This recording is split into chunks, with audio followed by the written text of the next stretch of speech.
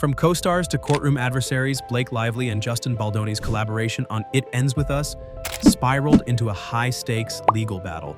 Allegations of harassment, defamation, and a $400 million countersuit have turned this Hollywood story into a real-life drama. Let's delve into the timeline and details of this unfolding case. In January 2023, anticipation built as Blake Lively and Justin Baldoni were announced as the leads for the film adaptation of Colleen Hoover's best-selling novel, It Ends With Us.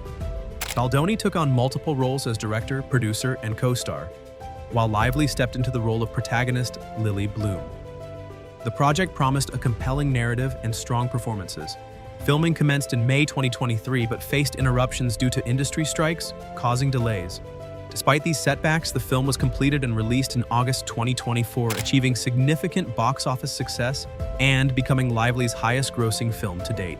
What began as a high-profile artistic collaboration quickly unraveled into personal and legal conflict. In December 2024, just a few months after the release of It Ends With Us, Blake Lively took a bold and unexpected step. She filed a formal complaint with the California Civil Rights Department, accusing co-star and director Justin Baldoni of harassment and fostering a toxic work environment during the film's production.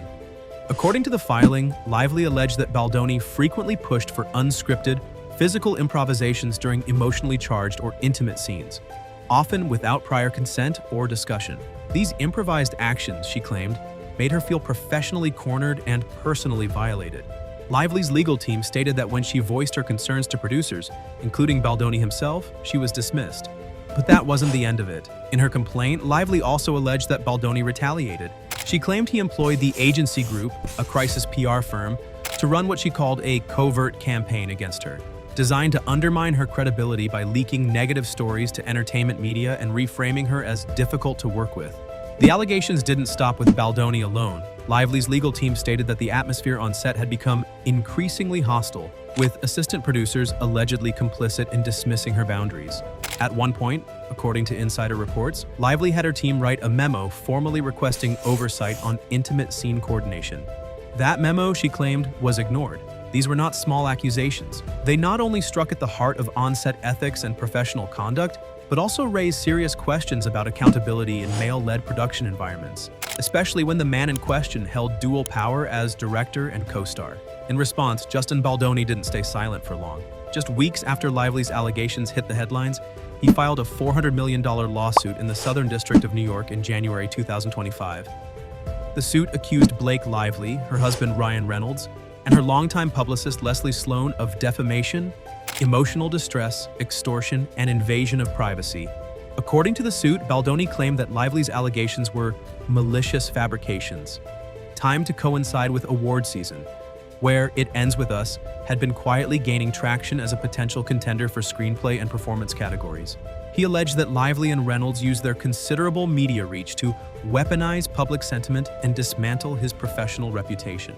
But Baldoni didn't stop there. He launched a separate $250 million libel lawsuit against the New York Times, arguing that their initial report on the situation deliberately misrepresented the facts and acted with reckless disregard for the truth.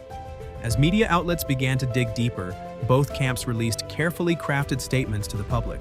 Lively's team emphasized that her actions were about creating a safer, more accountable industry, not personal vendettas. Baldoni's team insisted he was being vilified for doing his job as a director, arguing that creative tension had been misconstrued as misconduct. For Hollywood, it was a seismic moment. Two of the industry's most socially conscious stars, both known for philanthropy and advocacy, were now at the center of a deeply personal and public legal war. And the stakes couldn't be higher.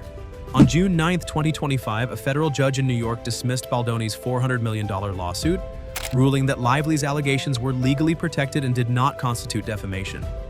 The court also dismissed Baldoni's lawsuit against the New York Times, stating that the publication's reporting was based on available evidence and did not show malice. While the majority of Baldoni's claims were dismissed, the court allowed for the possibility of amending certain aspects of the lawsuit, with a deadline set for June 23, 2025. Following the court's decision, Blake Lively appeared at a launch event for her beverage line, Betty Booze, expressing gratitude for the support she received and reaffirming her commitment to advocating for women's rights. Baldoni's legal team criticized Lively's public appearances, labeling them as a false victory tour and indicated intentions to amend and pursue remaining legal claims.